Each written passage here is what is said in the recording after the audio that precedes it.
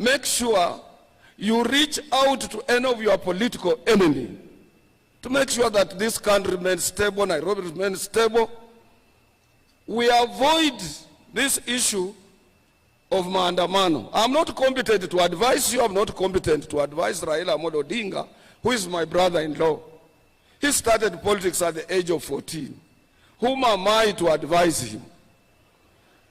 Your Excellency, when you were fighting to become the 5th president of this republic, we in Azimio, we were calling Raila the 5th. Little did we know what sort of guns you had. Yenye mnajua vizuri, sina mna hivyo. So mnajua mimi nilikuwa mtu wa Azimio. Na nataka kuambia ukweli, na nikisema ukweli watu wanasema wewe Atwoli anasema nini. Mimi haja yangu kubwa ni nchi hii. Saa hii ukienda Sudan, Khartoum, unapita kwa miwili ya watu wamekufa. Na hatutaki hiyo hapa. Mimi niko na ofisi Sudan. I'm the president of the largest trade union, trade federation of East Africa. Na ukienda huko watu wao kwa shida, hatutaki shida kama hiyo katika nchi hii. Sisi katika Azimio tulikuwa na president, tulikuwa na mawaziri wa internal kama wakina Matiang'i, kifua kubwa, nguvu kubwa, tulikuwa na pesa, tulikuwa na kila kitu. Kwanza tukakuweka nje, tukakulima kabisa. Pale ulitokea ukapita kwa sisi kama watu wamesimama, ama kama lile shamba kwa wale wanaotoka Kitale ama huko Western kubako kuna mashamba ya mahindi. Mahindi ikisha tolewa, ama huko Rift Valley, mahindi ikisha tolewa kwa shamba, wachawi huko Western wanakimbia kama kitu kingine. Unaweza shangaa huyu ni mtu alipita hapa.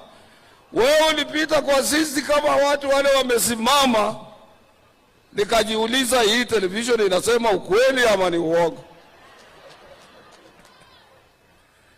Na sisi tulikuwa na AK-47, tulikuwa na pistols, tulikuwa na ile gas canisters, tulikuwa na grenade ile ya kutupa na inamaliza watu, tulikuwa na uwezo, na tulikuwa na ukapita kwa sisi na wewe ukuwa na hizo vitu. Sasa, what makes us think atukienda kwa streets kwa maandamano, we will change the status quo? I said yesterday, there are other situations that are irreversible. Kuna mambo ingine ambayo huwezi kubadilisha, mambo ya Mungu.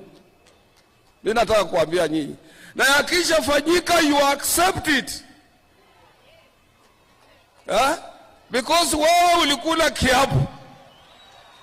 Mtoto wa Kenyatta akakupatia ile panga mrefu ya kulinda nchi. Sasa atoka hapa na Ruto anasema sasa hii mambo ya Jubilee, labda hii election ilikuwa namna gani? Baba, angalia hapa. I said, when you retire, Your Excellency, you must be a peacemaker. Uwezi kujishusha chini tena you become an activist. So mtoto wa Kenyatta anataka awe peacemaker. Na yeye alifungia watu, huwezi kuingia State House, watu yake ukuwapigia simu hawezi kuchukua. Sasa ukija shindwa, brothers and sisters, you accept it. I was with them. I know most of us, mimi, Peter, Kenneth, watu ambao tulikuwa huko. Maina Kamanda alituonya mapema. Yule mzee, siku moja umuite kukuja na chai. Alionya sisi, akatuambia hii mtoto wa Kenyatta anapeleka jinji ndoya. Na mimi kawaida naogopa kushindwa. Nikasema hii kama tunaenda Noya, sisi tutafanya nini? Nikajikonsoli mwenyewe nikasema hapana, lakini Mudavadi yuko huko. Kama kitaumana kwa ajili kwa Mudavadi sitaka appointment. nitafika kwake usiku niseme maneno bwana. Vile unaona hivi maneno imekuja mbaya. Lakini sasa sisi kurudi nyuma kwanza kusema what is the end game of maandamano. I know for sure Raila Odinga did a lot for this country. Hakuna mtu ila ajui. He brought second liberation. He fought for the new constitution. He has done a lot of things since his youth. We recognize him as a Kenyan leader. I'm prepared. And the president is here, is prepared, pamoja na deputy wake na prime minister. Waangalie, hata kama ni ile kazi yake ilikuwa ya kuangalia mabarabara ya Afrika, ama uchairman mwingine hapa.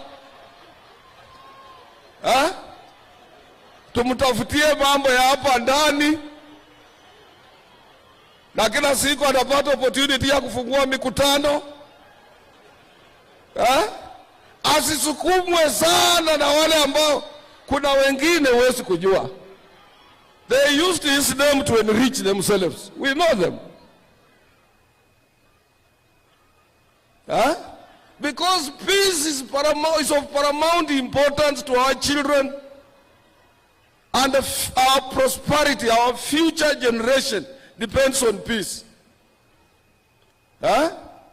Kwa hivyo we must, everybody, not only me, I'm not competent to advise, but anybody who is here and can reach out on them. We are prepared, and I know President Mutu wa kanisa, Rigathi, hata mama, the reverend, pastor. I know Musalia comes from a Christian family. I know all of you. Moses Wetangula, the same Katoliki mwenzangu. Hakuna mtu ananiambaya. They are forgiving leaders. And let's reach out to Honorable Raila Odinga. Let's reach out to President William, who is accessible. Amefungua. And mimi nilifanya kazi na mzee hayati Daniel Toroitich Moi. I had the opportunity to work with him. William Samoei Ruto is a replica of Moi on time. Time.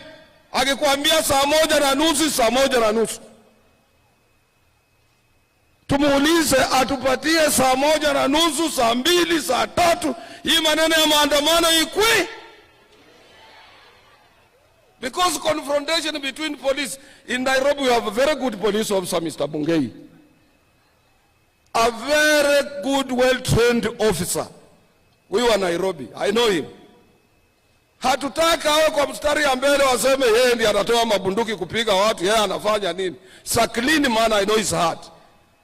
We must reach out to leaders so that we reduce tension between police and the citizens of this country. Workers want to access their places of work peacefully. Mimi sasa ni mzee.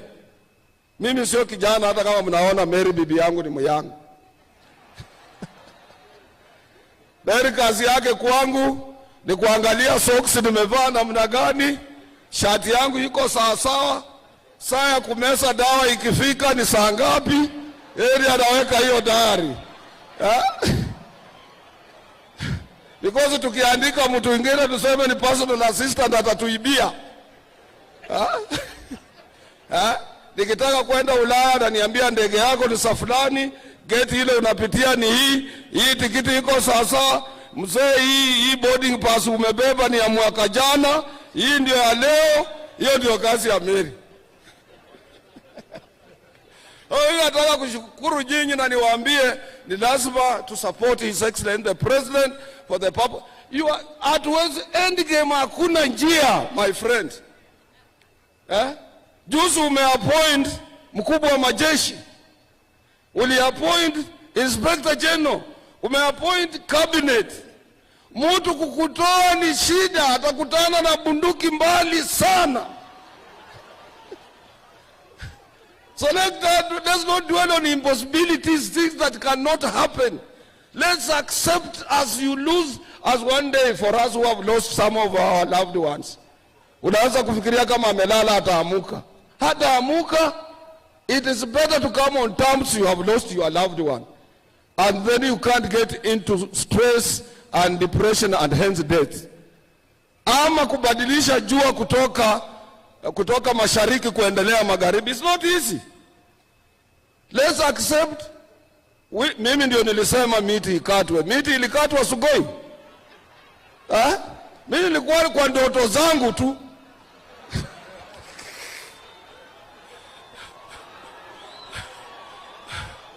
Hawa namna gani? And I was the first person to accept his election. Hata mtu yeyote kabla hajasema nikiwa Western nikaambia watu jameni, walia banje. Omwana huyu amalo ucheneshi sana. Nikasema huyu kijana ameenda na kiti. Na ni lazima tukubali hiyo. Na ni lazima mjue sasa from today, ingawa Musalia walimfanya the spokesperson of our community 2016 December 31st. It has now been entrenched and we must accept that. Watu wakaniambia basi uambie Oparanya muende pole pole kidogo sasa. Maneno imebadili. So Your Excellency, I don't want to tire you with words, but what I'm appealing to Kenyans is that tomorrow wamesema itakuwa maandamano. Workers, let us not participate. Sisi ni watu wa mshahara. Ukikosa kufika kazini, unaweza futwa kazi, mambo yote inaweza kuwa mabaya. Hiyo huwezi kutetea mtu kwa ajili alikuwa kwa maandamano. There is nothing you can gain. We have a constituency to protect. Employers and workers, we must protect our constituencies. We must support His Excellency the President to support economic growth so that we can be able to grow economy and employ thousands and thousands of young men ambao wanatoka kwa shule. Lastly, Your Excellency,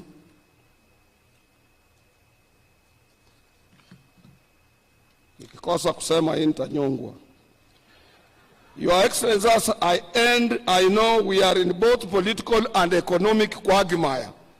But bearing in mind that all of us, including workers, are involved in the restructuring of our economy, your incentive to these workers is only in one form: a consideration for a moderate general wage increase. Hatusemi minimum. In 1973, October to 1974, January, we witnessed ile ilikuwa naitwa oil shock economic recession. Na mzee Jomo Kenyatta alipoona mambo imekuwa magumu kwa kila mtu in this republic, aliongeza ile kitu inaitwa general wage increase. General wage increase itashika kila mtu, hata kama ni percent ngapi mbili, hata cabinet secretary, hata nani, kuliko kuwa tunaomba minimum wage all the time. Governor, we need a moderate. Wakasawa nauliza if there is a moderate, because sometimes minimum wage does not affect those people covered under collective bargaining agreements, and everybody is hit. Hii uchumi na sio ya Kenya peke yake.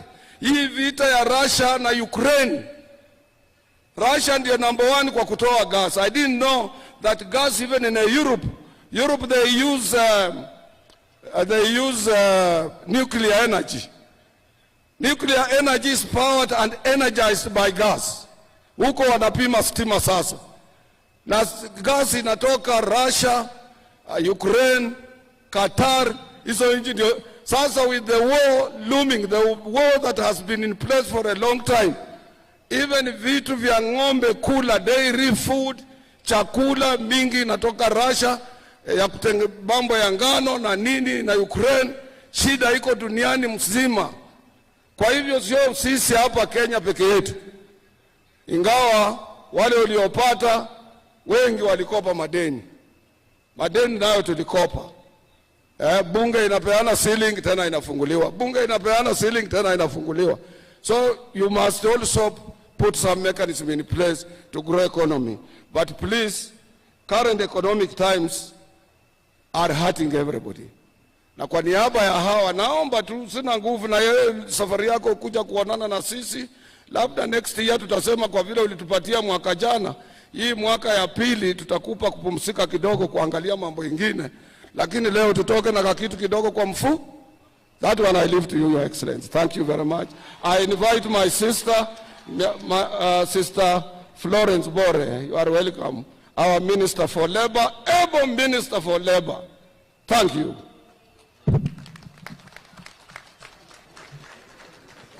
Thank you, Brother Atwoli.